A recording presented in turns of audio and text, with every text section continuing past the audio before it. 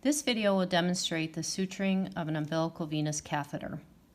To begin, we will identify the two arteries and the one vein in the umbilical cord. Care should be made to avoid piercing or suturing the arterial vessels in the cord. For the purpose of this suturing video, we will suture the umbilical line at the 12 centimeter marking, which is right here at the opening to the umbilical vein. We will be leaving the needle on the suture until the end of the procedure, so be careful when doing this suturing process that you're aware that there's a sharp on your sterile field until the end of the suturing process. So we will begin by taking one bite out of the umbilical cord. And we want it to be a good sized bite, and we want it to be away from the arteries.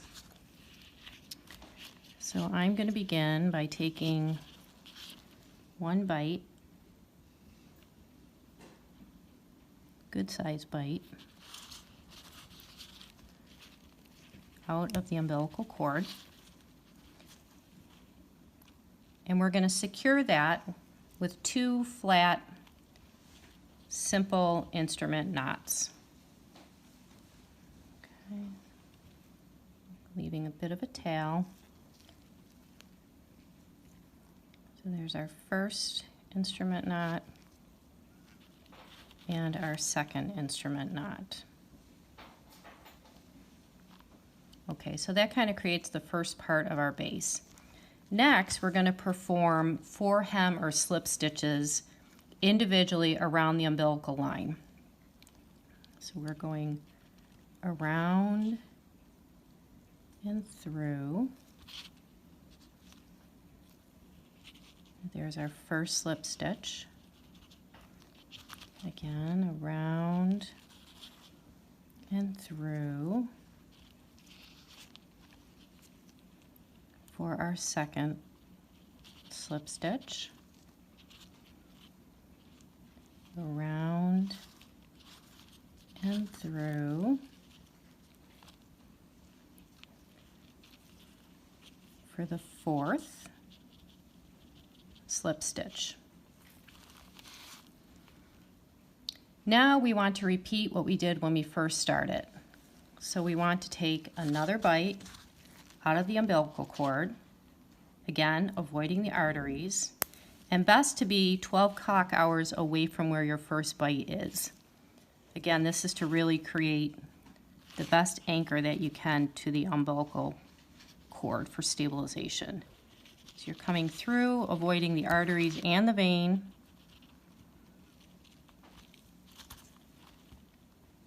And we're going to do exactly what we started with, which are 2 simple flat instrument knots. Okay, so there's 1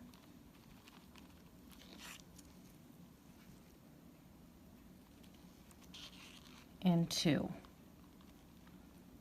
Now we want to test the security of the suturing. So you want to give it a really good tug.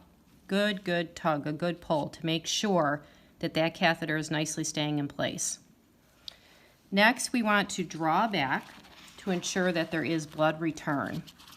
And that's something you want to definitely do before you get out of your field, because as we know, there can certainly be times when we suture so tightly that we're not able to actually withdraw blood. So you want to, and there we have a blood return. So we know in fact that our sutures are not too tight.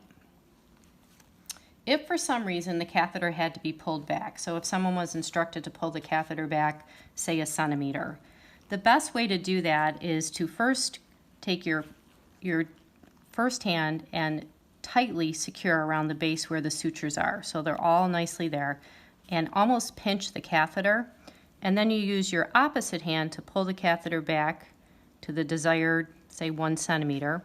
And this kind of serves as a safety mechanism. So if for some reason that catheter tends to pull a little more abruptly than you thought, you have these fingers at the base to grab hold of.